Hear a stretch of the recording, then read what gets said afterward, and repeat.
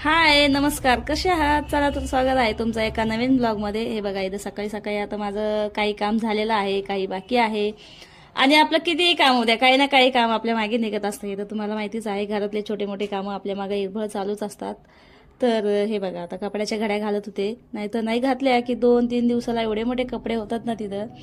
आणि मग खूप जास्त होऊन जातात आणि मग मला ते कवर बी घड्या घालीत बसावं लागतंय. तर आता ही कालचे कपडे धुतलेले म्हटलं चला लगेच घड्या घालून आणि ठेवून देते, नाहीतर मग नाही जरा मी उचलले ना तर ते तसेच 2-3 दिवस तिथं पडून राहणार.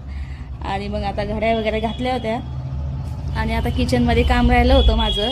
खूप मोठं काम मला आज किचनमध्ये करायचं आहे. तुम्ही बघाच व्हिडिओ काय करते. तर भांडे वगैरे तर राहिले होते थोडेसे, म्हटलं चला आता हे नंतर घासते, पहिलं मला काय काम करायचं ते करून घेते.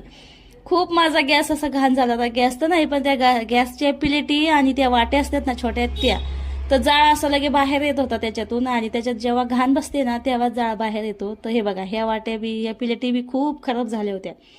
तर म्हटलं आता याला कशाने घासू. घासणीनं तर काही निघतच नाहीये त्या.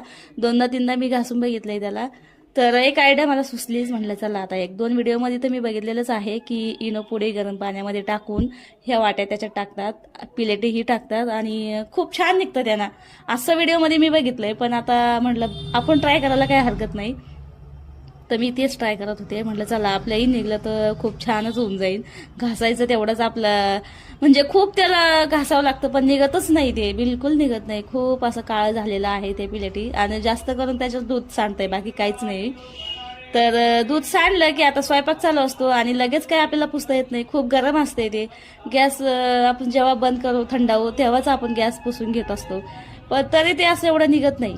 तर म्हटलं चला आता याला असंच घासून काढते. तर गरम पाणी केलं, इथं मोठ्या पातेल्यामध्ये टाकून घेतलं आणि म्हटलं चला आता ही पिलेटी त्याच्यात टाकून देते.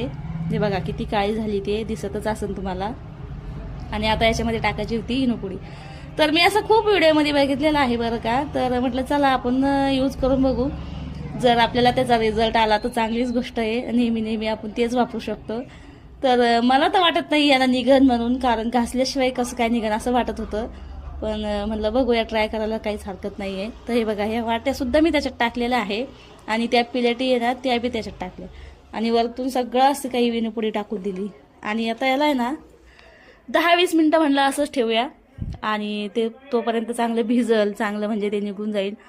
तर खरंच मला काही विश्वास बसत नव्हता की एवढं बी छान निघन त्याच्यामध्ये.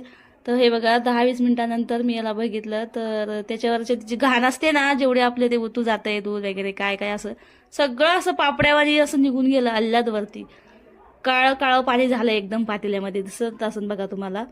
आणि पाणी खूप